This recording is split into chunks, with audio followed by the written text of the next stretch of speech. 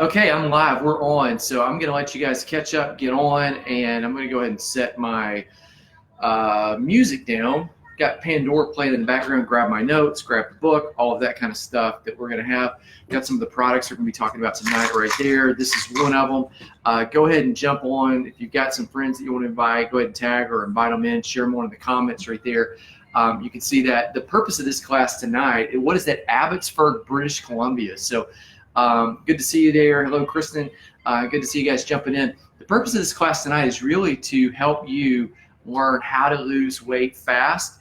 And when we say that, a lot of times people go, yeesh, like, I've heard that's not healthy. Well, the opposite of it is, on one hand, you keep extra weight on you for a long time, which isn't healthy either. So just kind of think by it. We're not looking for permission to keep the weight on. We're not looking for doing something unhealthy. The truth is, we kind of talk in terms like this: toxins and deficiencies. I talked about this a little bit on a live video earlier.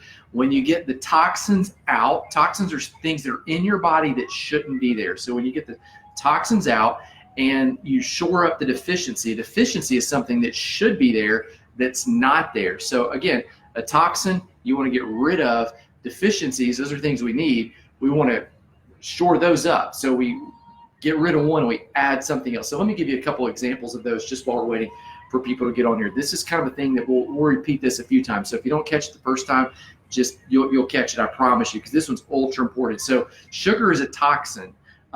Everybody that you talk to, if you say, hey, should we eat less sugar? They would say yes. And you say, why? And they'd say, well, sugar's not good for you. And they might give you several different reasons why sugar wasn't good for you, but they would go through the details of that. Well, what's going to surprise you about keto is just how many things actually are a sugar that you might not have thought of before as being a sugar. And so toxin, get rid of it. Sugar causes all kinds of issues. What you're going to see tonight is it's not just sugar, it's carbs. Like sugars are a carb, carbs are sugar. Like those are all smashed there together. And so toxins, get rid of those. Deficiencies, so shore those things up. Deficiency, people a lot of times deficient in water. I'll talk to you about potassium tonight, zinc, some of those things that help with your immune system. We'll talk about probiotics a little bit in a little while. That help your body do the things that it needs to do with gut health. Again, build up the deficiencies, and when you do that, your body's going to automatically move towards areas of health. Your body is designed for health. Okay, your body is not designed for illness. It's not designed for sickness, and so your body's natural state actually is health. It's not disease. You have T white blood cells that are all throughout your body that are courageous fighters, that are warriors for health. In fact, when you get ill, one of the things doctors will do is they'll measure your T white blood cells, and they'll actually see, because if that number is elevated, they know that your body is fighting an infection. It's fighting for health. It doesn't fight for disease. And so it's moving towards, and so they can tell by the number of warriors that your body releases to fight for health that you're actually dealing with something. Because again, your body moves towards health naturally when toxins gone, deficiencies are shored up. And we've talked about deficiencies. People are deficient in water. They're deficient in nutrients. They're deficient in sleep. Rest is a big one that we've talked about before in here.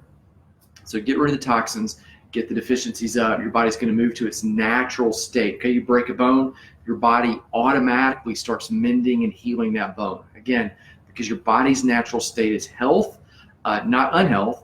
And so when we start talking about losing weight, we want to frame the whole thing in that kind of context where we're going to naturally get rid of toxins. We're going to build up the deficiencies, shore those up, and let our body do the thing that it's actually designed to do. So in this video number one, and I think we got most of the people that are here, what I want to do is I want to tell you a little bit about the history of keto, and because it's not new. Unless you've been living under a rock for the last 2-3 years, you've probably heard about it, seen about it. People are talking about it. The low-carb craze kind of came out with Atkins a few years ago. That's different than keto. We'll talk about what's different about those two. But tonight, the point is not to sell you on it. The point is just to give you the information, and then you can decide what works for you. So no pressure on you on any of that. We'll just kind of tell you some of it. But it's not new. Like it's kind of come into vogue in the last couple of years, just like essential oils. essential oils in the last 5-6 years have gotten really, really popular, but they're not new either. They've been around for, I mean, Young Living's 25 years old. That's the modern company, right, that's kind of putting this on the map. But goodness, they've been around. I mean, you look in, we teach oils of ancient scripture classes that talk about the history of oils, even going back to ancient Egypt, where we talk about King Solomon in ancient Israel trading in essential oils, and Joseph before Egypt rose to power, really being sold by essential oil traders when he was thrown in the pit when his brothers wanted to kill him. So again, essential oil is not new. The ketogenic diet, not new either. It's been around. And so the purpose of this video right here, number one, is I want to just kind of introduce you to that idea that this nutrition plan that we're going to talk to you about is not new. So here's kind of some of the notes that I put together. By the way, I'm getting all of this information from the Finding Keto book. We'll give some of these away tonight based on just tagging and sharing this information with your friends. So for each video, we'll plan to kind of come back and give 2 of these away. The way this thing's going to work is like all of our live classes. We'll probably do, I'm thinking 4 videos that are about 10 to 12 minutes long. And so I'll kind of cover one topic, and then I'll sign off and just refresh the feed. That'll make it easier for you to kind of watch topic by topic and then go back instead of just getting, 45-minute chunk. You can just get it in 10 to 12-minute chunks. So this diet's not new. Back in 1825, in France, there was a Frenchman. I wrote down his name, Jean Brillant Savrin. That's half French, like half redneck, the way I said that. He wrote this book called The Physiology of Taste. And in that book, he was studying nutrition and health. And he said this, again, 1825. So he's a contemporary. If you want to just kind of put that together, that's the Napoleonic era. So back when Napoleon was leading France, this is after the U.S. had just won our War of Independence, the Revolutionary War, and then the War of 1812 is over. So just to kind of help you frame all of that, Napoleon is leading France. This guy writes a nutrition book called The Physiology of Taste, and he's trying to figure out what's making people gain weight in France. And he says this, here's what he concludes, is that starch is a big component. Starch. Now, a starch is potatoes are starch, corn starch. It says starch is a major issue, and he says starch, when combined with sugar, is aggressive weight gain. Okay, that's 1825. Now, a starch is, I'm just going to grab this label right here. These are Pop-Tarts. Those are like my kid's favorite right there. This is not healthy. This should not be on your nutrition plan. Okay, but I got it over here so I could read. A starch is actually a kind of carbohydrate. So carb, sugars are carbs. Fiber is subset of carb as well. Starch, carbohydrates, he says, man, those things, that's what's causing the weight gain. Now, push it off and go to the 1800s, the mid 1800s, go across the pond there, across the English Channel. There's a guy named William Banting. And William Banting was a guy that he had gained a lot of weight. He had a lot of health issues. And he was starting to think that a lot of these health issues that I'm having, again, mid 1800s, a lot of these health issues that I'm having, he was beginning to think these might be because of my weight and my diet. I'm not sure, but I'm kind of thinking they are. And so he's overweight, he's unhealthy. He tries just kind of the common wisdom of the day of what people were doing. And then finally he goes to this doctor named William Harvey. Now, up until that point, William Banting had been trying just counting calories. I mean, back mid 1800s, people did that. People do that now. People did that then. I'm going to tell you in the next video why that doesn't work. It's counting calories. He goes to this doctor named William Harvey. William Banting goes to see William Harvey about an ear infection.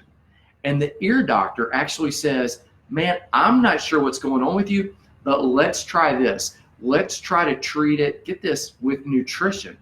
And so they changed the diet. And the thing that he instructs him to do is get rid of all of the carbohydrates that you're eating, except for maybe one piece of toast every day. So that's what he did. And instantly, his hearing got better. The earaches, gone, eliminated. He also had this knee issue. He hadn't even gone to see the doctor about that. But all of a sudden, the knee issue and something that was going on there that just felt like a joint thing, that's instantly gone too. And this guy had been really obese. Instantly, he starts just steadily, but just steadily losing weight. So he writes about all of this. It was a low-carb diet is what had been prescribed to him.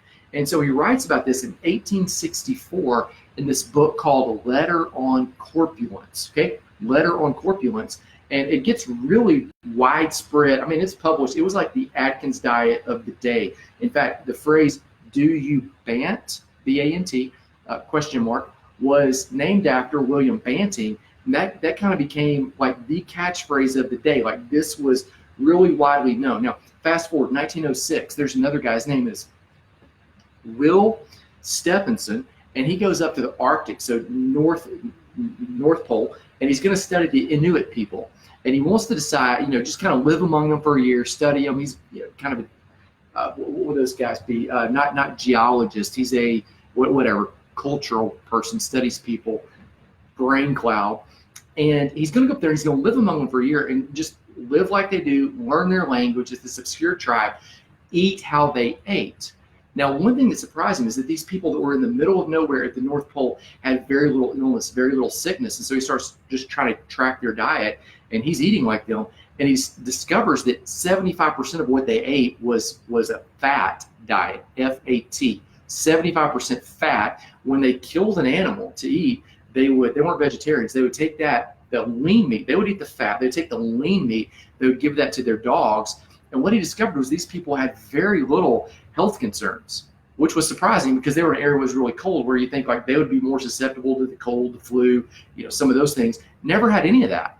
And so when he came back to the U.S., he actually decided he wants to study this. And so in 1928, he decides to put it to the test, and no medical facility will actually let him go on that high-fat diet. So what he and a friend do is they decide that they're going to go for a long season, and they're going to eat exactly like the Inuit people did. And they did, and medical testing, no health issues at all, published, wrote it down. Again, it worked. Fast forward in the 1920s, around that same era, you went to Johns Hopkins University Hospital, you went to the Mayo Clinic, you went to Cornell University. These people were all prescribing a ketogenic-based diet, high-fat diet, low carb. They were all prescribing that for a list. I wrote them down. I'm going to pull them up for you. A list of issues that would be really common in first world countries. So that they were prescribing ketogenic nutrition, high fat. So again, early 1900s, for things such as obesity. Well, that makes sense. Type 2 diabetes, dementia, Alzheimer's, high blood pressure. Even back then, what we would now refer to as ADD and ADHD. All these issues were things that, again, in the 1920s, they were treating with a diet, high-fat diet, which is what keto is. We'll talk a little bit about that in video number 2, how it works. If you go like to 1921, there was a Dr.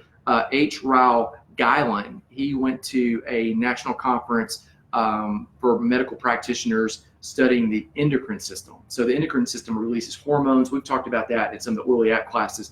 Jump Off has a class about stress. So the endocrine system does all of that. He was actually prescribing back then, 1920s, ketogenic diet, approaching hormones, everything with high fat, low carb, moderate protein.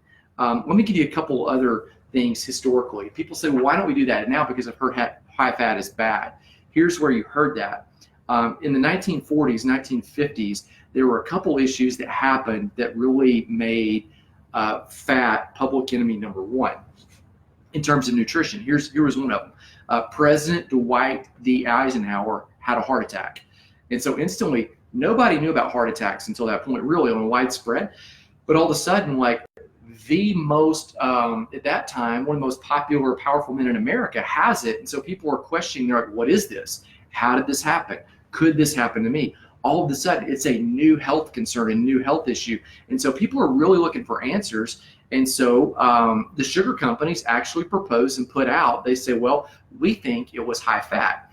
About the same time at the University of Minnesota, you had a guy that came along in the 50s named Ancel Keys, A-N-C-E-L Keys, spelled just like you crank your car with, unless you got one of those push button cars. Ancel Keys, he decides that he's going to, backed by nutrition companies, he's going to make fat be public enemy number one. And he proposes to just go do this massive study. So he studies European countries, not even in America. He studies European countries where he thinks that people are suffering heart issues because of their fat intake. Now, here's what's wrong with this method. He went in and he goes in already with the desired outcome. And then the data that didn't fit what his desired outcome was, he threw it away. In fact, in 1999, Alessandro Minotti, who was an Italian researcher that was the lead researcher for one of his teams, actually came out, published a paper and said, hey, we kind of lied to you guys. We threw out the data that didn't fit. But by the time Keys got his documentation out, fat was already labeled bad. The nutrition companies, i.e. people that sell sugar, had got on board and elevated fat as bad. And all of a sudden we had an issue where now we're saying, let's go low fat, let's get rid of fat, let's squash it, let's get rid of it, let's don't eat it. And so you had, when I was a kid, I remember there was this trend where everything all of a sudden was fat free.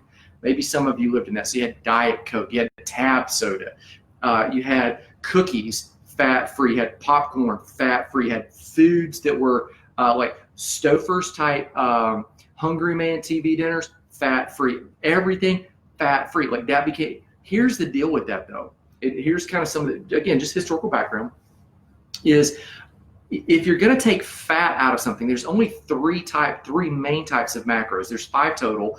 Alcohol is one of them. Ketones are one of them. But 3 main ones. 3 main types of nutritional fuels that you can have. Okay, fat, protein, carbohydrates. Fat, protein, carbohydrates. So there's just really 3 that you can eat. You can't eat alcohol, right? So fat, protein, carbohydrates. So if you take out the fat and just say, well, we're going to get rid of the fat, then that leaves you with the carbohydrates and it leaves you with the protein. And so if you take out the fat, you've got to replace what you took out with something else. So you can either put protein in it or you can put carbohydrates in it. And again, what we're going to see is all carbohydrates act like a sugar. They all act like the same when they get in your bloodstream. So you take fat out of milk. In fact, I would encourage you when I'm refreshing the video right after you get off here, I would encourage you to go look in your, if you have a refrigerator, you have skim milk in there. I would encourage you just to go get it out. Your skim milk is going to have less fat, but it's going to have more sugar than just your whole milk, which sounds strange. But it will, because again, you take the fat out. You can't put protein in it because protein doesn't add flavoring to milk, right? Protein, chicken, ham, those kind of meat, but you take that out, you're left with injecting carbohydrates, sugar into things. An example, about 1.5 years ago, me and Minnie's my little girl, we decided that we're going to go run some errands on a Sunday. Ivy had volleyball practice, so we take Ivy to the courts to let her practice, and then Minnie had some Vans high tops that she wanted to return. She'd got for Christmas, so swap them out. And then we got a little bit of time left, and so we go to Starbucks that's right down the street from where we had dropped off Ivy. Had to go pick her up. While Minnie and I are in there, there's a lady in front of us that was really short. She was overweight significantly, and she orders a macchiato. And then she says, wait, I've got to manage my fat intake, so make sure that you make it skinny. And I thought to myself, and just check this when you go to Starbucks or wherever you go tomorrow. She said, I need to make it skinny. Well, that sounds like a great decision, but what she had done is she'd taken the fat out, which ensured that she would feel full, and she had put sugar, like she had just injected sugar, which is not good for it. She just injected a toxin into that drink, thereby ensuring that she was going to gain more weight, not lose weight. Hopefully that makes sense. Some of you heard on the Atkins diet. In the 60s and 70s, there was a cardiologist in New York, and he was following the traditional wisdom of the day. Atkins, again, he was cardiologist, was overweight, tried the traditional wisdom of the day, calorie counting, and then finally somebody led him onto it and said, why don't you try what would be less carbs, more protein, more fat, and balance that out. He immediately lost a ton of weight, quick, in a healthy way, became popular. Vogue magazine started carrying articles by Dr. Atkins. His book, The Atkins Revolution, all the Atkins versions of the diet books burst onto the scene. Then Big Pharma and the AMA actually tried to revoke his license and shut him down. It never happened because in time, again, people saw that the low carb, higher fat, Atkins is high protein, but the low carb issue they saw was maybe that's causing some of the issues. Maybe that's causing a lot of what's going on. So here's what we're going to do. In the next video, I'm going to come back and I'm going to tell you how this low carb thing works with ketogenic diet. Now that you know the history, now that you know, okay, this isn't new. There's a lot of background information to this. This is something that's been around for a long time. I'm going to come back and I'm going to just kind of spell it out step by step. This is how it works in video number 2. And then in video number 3, I'm going to give you really 6 benefits beyond weight loss, why keto is good. And then in video number 4, I'm going to come back and I'm going to tell you exactly the best products that you should use, especially for all of you guys who are using it in living right now. You probably have some of this right now in your kitchen cabinet, in your refrigerator. It'll make it super simple, okay? So refresh the video. Those of you who are going to go check your skim milk, or some of the other options versus your whole milk or even heavy cream, check that. Come back, give me 2 minutes to refresh. I'll be live and we'll talk about how the ketogenic diet works. See you in a second.